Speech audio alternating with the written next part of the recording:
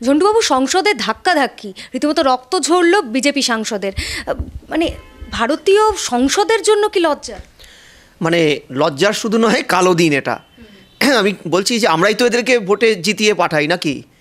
শর্ত থাকে আমাদের কথাগুলো বলবেন, সাধারণ মানুষের রুজি রোজগার থেকে শুরু করে উন্নতি, তাদের জীবন জীবিকা, সব কিছু, দেশের কালের সব কিছু নিয়ে তাদের বলার জায়গাটা সীমায়িত থাকে বছরে 3টে বা 4টে অকেশনে।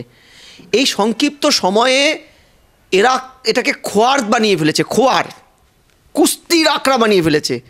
এটা শুধু ভারতের পৃথিবীর বৃহত্তম গণতন্ত্র যাকে বলে তার মানমন্দির, সেই মানমন্দিরে ওখানে আইন সভা, আইন তৈরি হয়, ভারতবাসীর জন্য আইন তৈরি হয়, ভারতবাসীর বিভিন্ন কল্যাণকর কাজের ওকালতি করেন আমাদের রিপ্রেজেন্টেটিভরা বিভিন্ন দলমতের।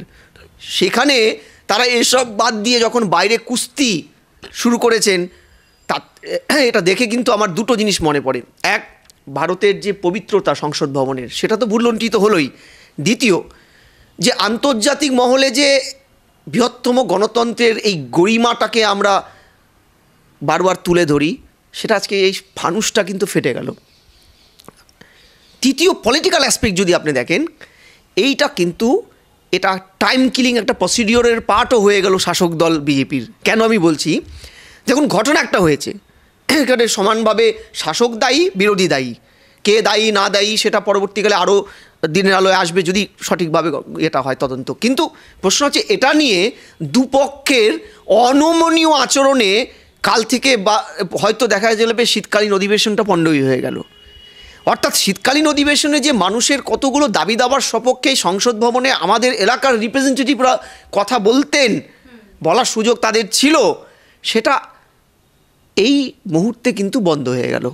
আবার নেক্সট সম্ভবত সেটা বসন্ত বা বর্ষার অধিবেশন, সেই সময় হলেও হতে পারে। আমি বলছি এই জিনিসগুলোও তো সংসদের পবিত্রতাকে বারবার করে ইচ্ছাকৃতভাবে পলিটিক্যালি এটাকে, এই প্ল্যাটফর্মটাকে ইউজ করা হচ্ছে।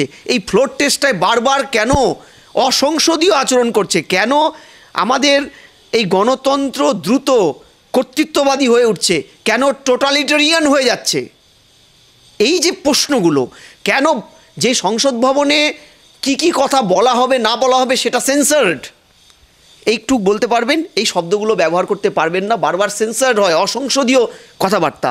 যেই সংসদ ভবনে আচরণটা কোনটা সংসদীয় কোনটা অসংসদীয় সেটা কোডেড, লিপিবদ্ধ, যেই সংসদ ভবনে আপনার আচরণবিধিগুলো একদম আইনের পরীক্ষায় আবদ্ধ, স্বাধিকার ভঙ্গের মতন শাসক এবং বিরোধী উভয় সাংসদ ইনক্লুডিং এখানকার স্পিকার, মাননীয় ডেপুটি স্পিকার, প্রত্যেকের জন্য যে আইনটা ওখানে লিপিবদ্ধ সংবিধানে, তারপরেও এই আচরণগুলো যেন মনে হচ্ছে মাঠে ময়দানে কতগুলো গুন্ডা মারামারি করছে।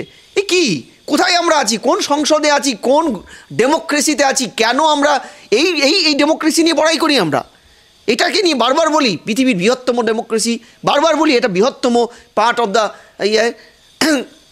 আমি তো বারবার বলছি যে এটা দৃষ্টান্তমূলক আইন আনুক, শাসক বিরোধী নির্বিশেষে প্রত্যেকের বিরুদ্ধে এত ভয়ানক আইন আনুক যেন সংসদের গরিমা পবিত্রতাকে পরবর্তীকালে কেউ ভুলুণ্ঠিত করার সামান্য পরিমাণও সুযোগ বা অপচেষ্টা না করে।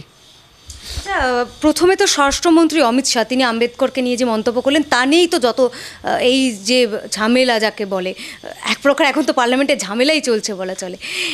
এই সূত্রপাত কোথাও গিয়ে কি সত্যিই সাংসদদের একটু বুঝে শুনে কথা বলাটা খুব গুরুত্বপূর্ণ হয়ে দাঁড়িয়েছে? না, আমি তো বারবার বলছি যে আমার কথা কেন, আমরা সাধারণ মানুষ যখন একটা আচরণ করি, সেটাও যখন আচরণটা অনেকগুলো মানদণ্ডে সংবিধান আমাকে বেঁধে দিয়েছে, আমার মানহানি হতে পারে এমন কিছু বলতে পারবো না, আমি এমন কিছু করতে পারবো না যেটা অন্যের স্বাধিকার বা আইনের বা তার স্বাধীনতাকে হস্তক্ষেপ করে।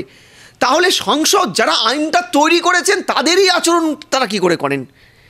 খেয়াল করে দেখবেন, ওরা আইন বানায়, এই আইন প্রণয়নকারীরা আজকে আইন ভঙ্গকারীর ভূমিকা অবতীর্ণ। কি আশ্চর্য ভাবুন! তাহলে আমরা যাবোটা কোথায়? আইন ভঙ্গকারী হিসাবে ওরা যে কুরুক্ষেত্রের ময়দান তৈরি করে ফেলেছে আজকে পার্লামেন্টের ফ্লোরটাকে, সেটার তো দৃষ্টান্তমূলক শাস্তি হওয়া উচিত। আমি বলছি এটা শাসক বিরোধী বলে নয়, আগামীতে যারাই এই ধরনের মানুষের ভোটে জিতে মানুষের গণতান্ত্রিক রাইটসগুলোকে এখানে ভুলণ্ঠিত করবে, তাদের কথা না বলে তারা নিজেরা মারপিট করবেন, তাদের দলের মতাদর্শ তাদের দলের কর্তৃত্ববাদকে প্রকাশ করার জন্য ওখানে গিয়ে গুন্ডামি করবেন, আমি কথা বলছি গুন্ডামি করবেন, তাদের বিরুদ্ধে কড়া ব্যবস্থা নেওয়া উচিত। কড়া ব্যবস্থা, তার জন্য কোনো শাসক বিরোধী রং দেখলে চলবে না। তা না হলে আমি বলছি এই গণতন্ত্রটা কিন্তু কাগজেই থেকে যাবে।